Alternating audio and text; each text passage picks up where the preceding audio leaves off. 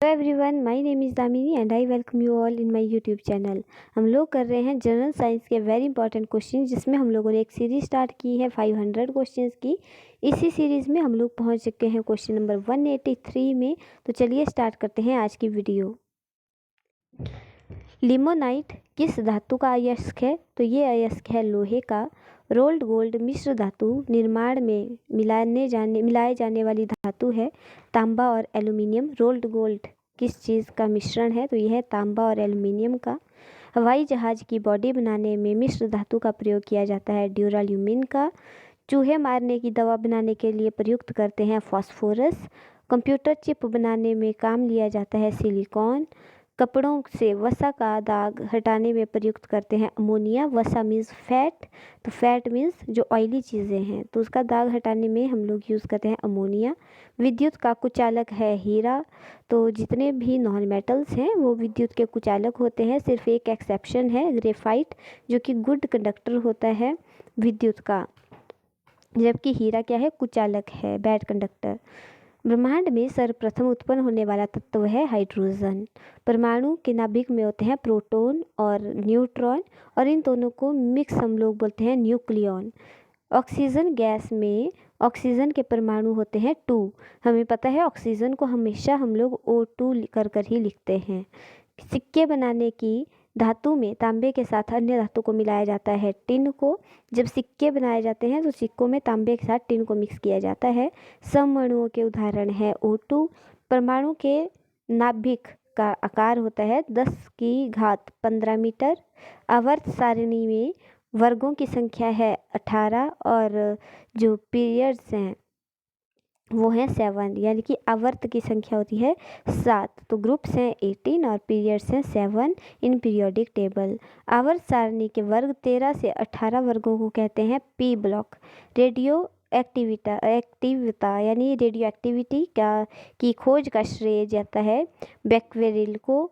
एक कण अल्फा कण होते हैं धनावेशित। गामा किरणें होती हैं उदासीन, यानी कि इनके ऊपर कोई भी चार्ज नहीं होता है गामा रेज पे। मस्तिष्क ट्यूमर का पता लगाने के लिए रेडियो एक्टिव पदार्थ का प्रयोग किया जाता है रेडियो आयोडीन का।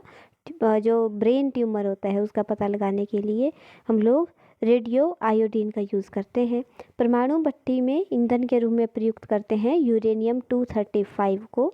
CaCO3 calcium carbonate give rise to calcium oxide plus carbon dioxide है एक अवघटनीय प्रक्रिया, क्योंकि जो CaCO3 है देखिए ये टूटकर बना 2 में CaO प्लस CO2 में, तो यह है अवघटनीय प्रक्रिया। H2S plus Cl2 give rise to 2HCl plus S क्रिया में Cl2 का अपचयन हुआ। पित्तल धातुओं का मिश्रण है। जो पित्तल धातु है वो कौन कौन से 2 मेटल हैं जो मिलकर बनाते हैं? तो कॉपर प्लस जिंक मिलकर पित्तल बनाते हैं। समुद्री जल से नमक प्राप्त करने में प्रयुक्त गैस है हाइड्रोक्लोरिन। तो जब हम लोग नमक प्राप्त कर रहे होते हैं समुद्री जल से तो उस समय गैस अराइज होती है जिसका नाम है हाइड्रोक्लोरिन।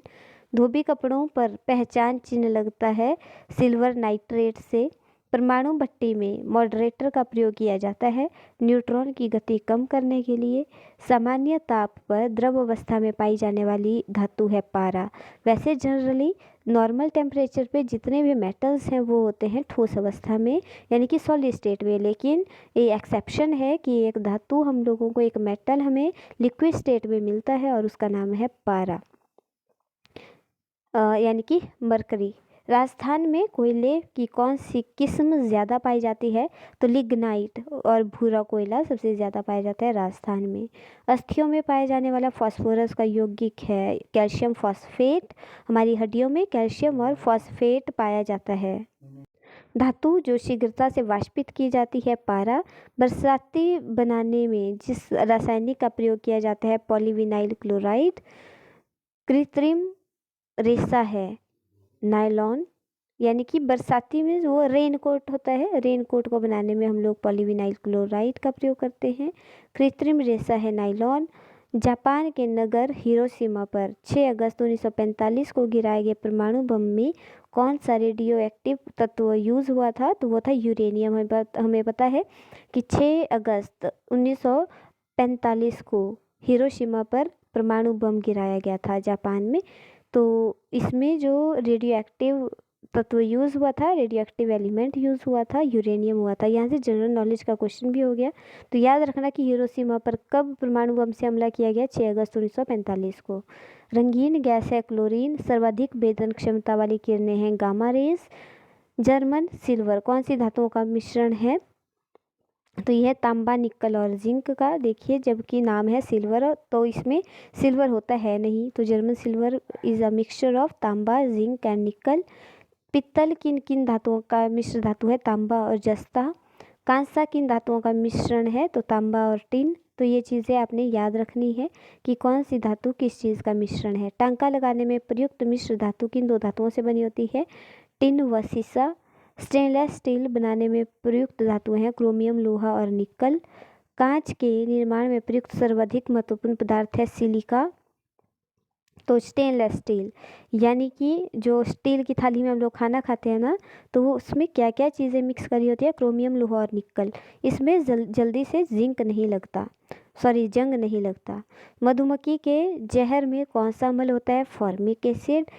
द्रवीकृत प्राकृतिक गैस यानी एलपीजी में प्रमुख रूप से गैस होती है मीथेन। गोबर गैस का मुख्य अवयव है मीथेन। मीथेन का फॉर्मूला होता है CH3। गन मेटल में कौन सी धातुएं मिश्रित की जाती है, तो तांबा, टिन और zinc. That's it for today, thank you so much. मिलते हैं नेक्स्ट वीडियो में। Please like share and subscribe my channel. Bye bye.